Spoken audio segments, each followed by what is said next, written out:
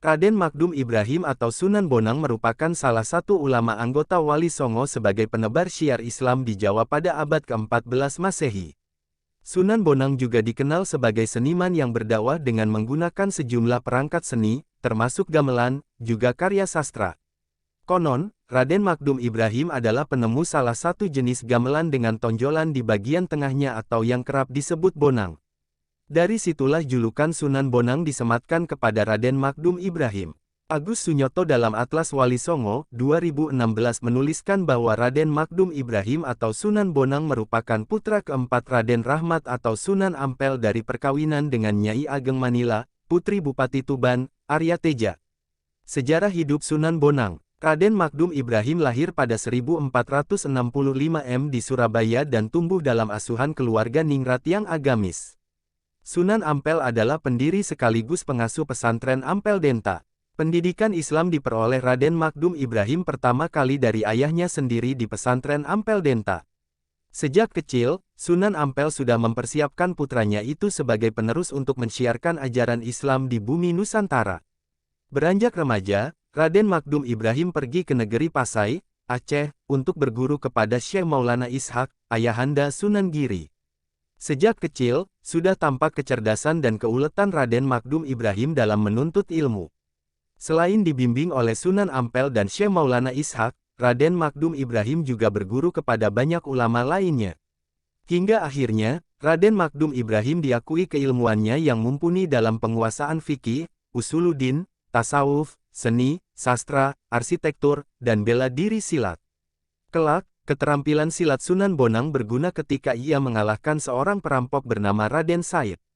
Raden Said pun tunduk dan bertobat, kemudian ikut menyebarkan dakwah Islam dan menjadi anggota Wali Songo yang dikenal dengan nama Sunan Kalijaga. Asal-usul nama Sunan Bonang.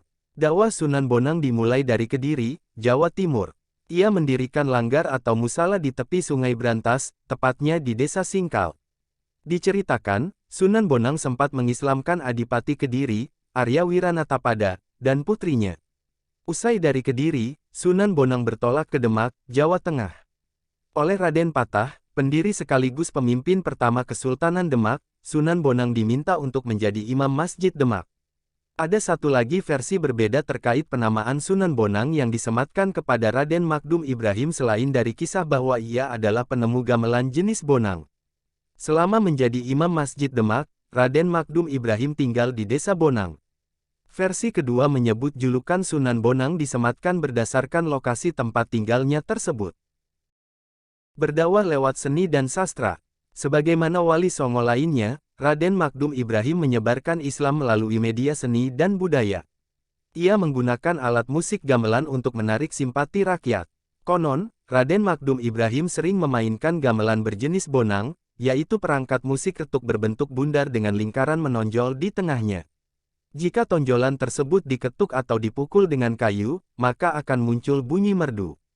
Raden Magdum Ibrahim alias Sunan Bonang membunyikan alat musik ini yang membuat penduduk setempat penasaran dan tertarik. Warga berbondong-bondong ingin mendengarkan alunan tembang dari gamelan yang dimainkan Sunan Bonang. Ia menggubah sejumlah tembang tengahan Macapat, seperti Kidung Bonang, dan sebagainya. Hingga akhirnya, banyak orang yang bersedia memeluk agama Islam tanpa paksaan. Sunan Bonang juga mahir memainkan wayang serta menguasai seni dan sastra Jawa. Dalam pertunjukan wayang, Sunan Bonang menambahkan ricikan, yaitu kuda, gajah, harimau, garuda, kereta perang, dan rampogani untuk memperkaya pertunjukannya. Dalam buku Sejarah Kebudayaan Islam 2013 Heri Nugroho menuliskan bahwa dakwah Sunan Bonang yang lain adalah melalui penulisan karya sastra yang bertajuk Suluk Wujil. Saat ini, naskah asli Suluk Wujil disimpan di Perpustakaan Universitas Leiden, Belanda. Suluk Wujil diakui sebagai salah satu karya sastra terbesar di Nusantara karena isinya yang indah serta kandungannya yang kaya dalam menafsirkan kehidupan beragama. Sunan Bonang sangat fokus dalam menjalani perannya sebagai ulama dan seniman sehingga ia tidak sempat menikah hingga wafatnya pada 1525 M. Makam Sunan Bonang terletak di Kompleks Pemakaman Desa Kutorejo, Tuban, Jawa Timur, atau berada di barat alun-alun dekat Masjid Agung Tuban.